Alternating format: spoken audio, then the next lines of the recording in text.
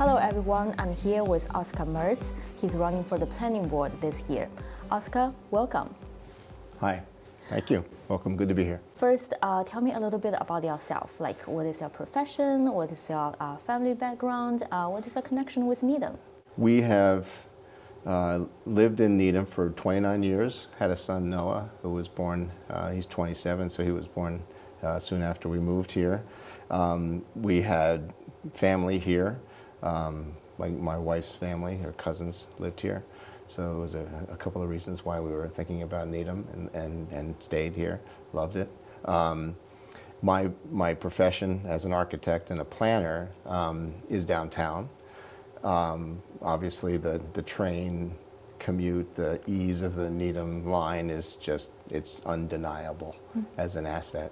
And as an architect and a planner, we kind of do two different kinds of things. Architects are focused on buildings and program and site and the functioning of the building and the sustainability of our envelopes now and all of those critical issues about design for net zero. But you're very focused on building and site. And as a planner, you're kind of focusing on everything else outside of that, the context, the public realm, transit, the way we address open space. So I think there's some interesting synergies in those two kinds of professions that make it help me to be potentially very good on this planning board, because I can bring the experience of working with individual building uses. So we build all the different kinds of uses. We understand about institutional and residential and commercial and retail, office, how that all goes together and what they all individually need as uses and where they want their front doors and where they want their views and the time of day, the kind of parking demands they have. And so if you understand all those pieces when you're a planner, you know all of the different forces and the ways they can come together in the most efficient way, in the most synergistic way, so it's a really dynamic environment. Sounded like you've been on the other side of the table for a while. Yeah. And what made you want to run for planning board this year? I've been fortunate to be one of the three citizens at large on the current housing plan working group. So that was established in October, and we're working through to probably this coming fall with a final document that would become a housing plan, and then there are a set of initiatives that are to address the challenges we're seeing with housing in town. So, and there's some issues coming forward from the Capitol with MBTA communities, with housing choice initiatives, so that we're looking to find ways to build multifamily around transit. So the 175 communities that are related to the MBTA network are in some form responsible for doing their part.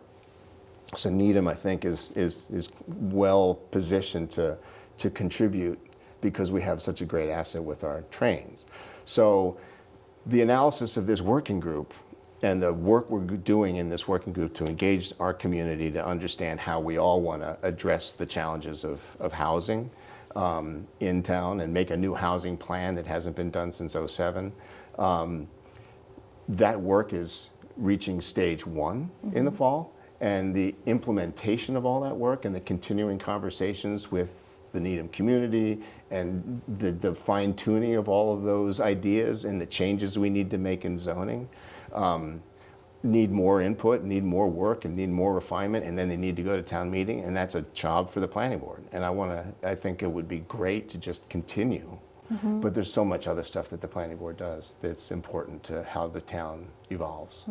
And what is your understanding of the planning board's responsibilities, and what are some of the areas that you want to focus on specifically? Well, housing is one, but I think the challenges of what are the challenges that we've seen in some of the decisions that have come forward before?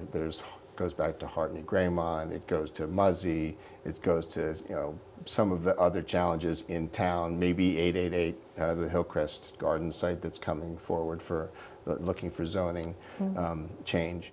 And this is a hard thing to do, and I know it's challenging to have the funds to be able to do this, so that we have to figure out some creative ways to help create an understanding when we make zoning changes or we create overlay districts or we do things with our zoning, if we can somehow create a vision, make that a vision, make it a three-dimensional understanding presentation so that the people having maybe an understanding of what the vision, what it could look like.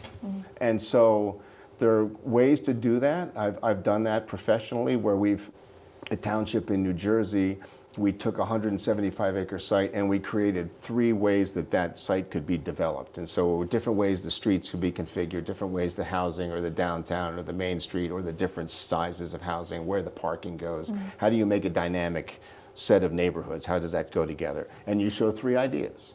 And so the interesting thing about that is that you can then, we worked with the township to write the zoning so that in a sense you create this as the vision is a framework, but it shows opportunity and it shows options. So there's something good about creating a vision that more people can understand. So when you come and propose on something, there's already a sense of where we want to go.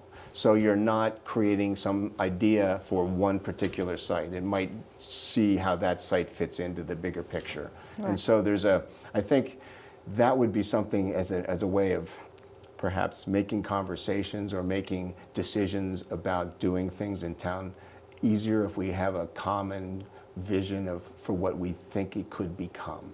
Do you personally have a vision for, like you mentioned, like the downtown area or like what Needham should be like? I wouldn't want to say I have the vision that I would force on everyone. I'd love to help craft a communal understanding of what things could be, how different things could be. I'm not a big fan of surface parking. You know, I think it's an obvious thing because it's the least expensive way to solve it.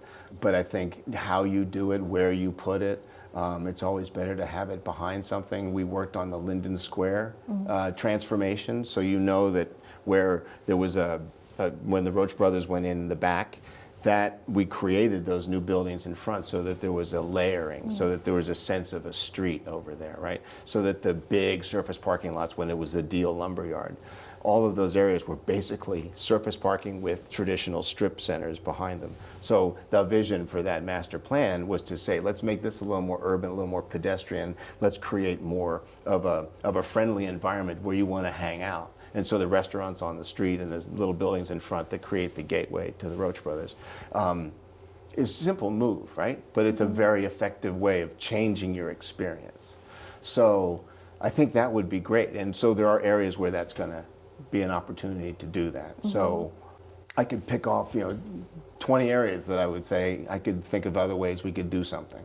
But I think it's a conversation for a group. Right. What I'd love to see is more housing choices, because one of the things I think we're stressed on in town is that there's a transformation of smaller, affordable starter homes being taken down and getting larger homes. So there's this skew of the average housing cost and the loss of some starter homes, which are really important for people who want to come to need them. But we don't have to provide that, right? That's a choice. We're not mandated to provide that. So the conversation that we need to have is a pretty important one. How much do we want to address the idea that we want to be more affordable as a town, right? Because economics would tell you, hey, we're benefiting, right? We're becoming a more affluent town. Hey, that's great. We have all these bigger homes and people are being able to buy them. So the people are still coming to Needham. They're not coming to Needham. But does that make us better?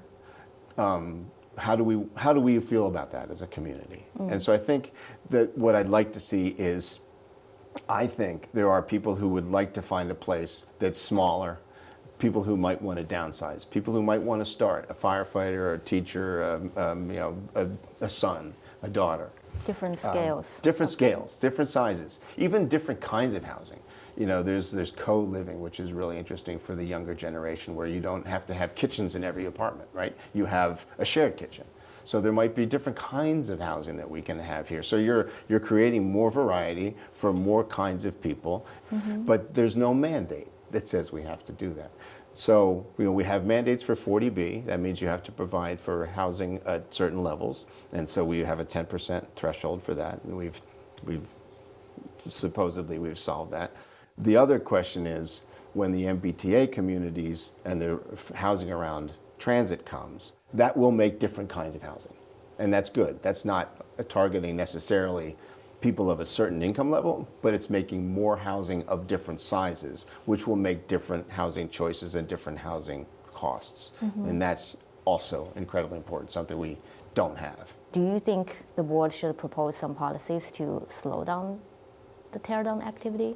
It's something to talk about. I see both sides. I see economic forces that make this something that happens. So I wouldn't say there's a silver bullet to solve that problem, but I think the impact of that transformation of small homes to large homes creates the reduction in the choice of smaller starter homes. Do people buy them? Yes. Do people need 4,000 or 5,000 square feet? Some do. But I think you could also argue that on that same site, where it's appropriate, maybe we change that zoning to two-family. So maybe that 4,000 square foot home or 5,000 square foot home is two 2,500 square foot homes. That's a pretty good size home, and now we have two. So I think we have to understand its impacts and then what are the options to address it or solve the problems it's creating. Are there anything that you think you would have done differently than the current board? Maybe figure out a few more ways that we can communicate. And that could be the school committee, I think, set up a Facebook page to put information out to people. So there's I don't think that's a give and take format, particularly for that one, but I think it's another vehicle that people are so familiar with and use so readily. I'd love to have office hours so people can feel that there's a way to reach out to us and connect.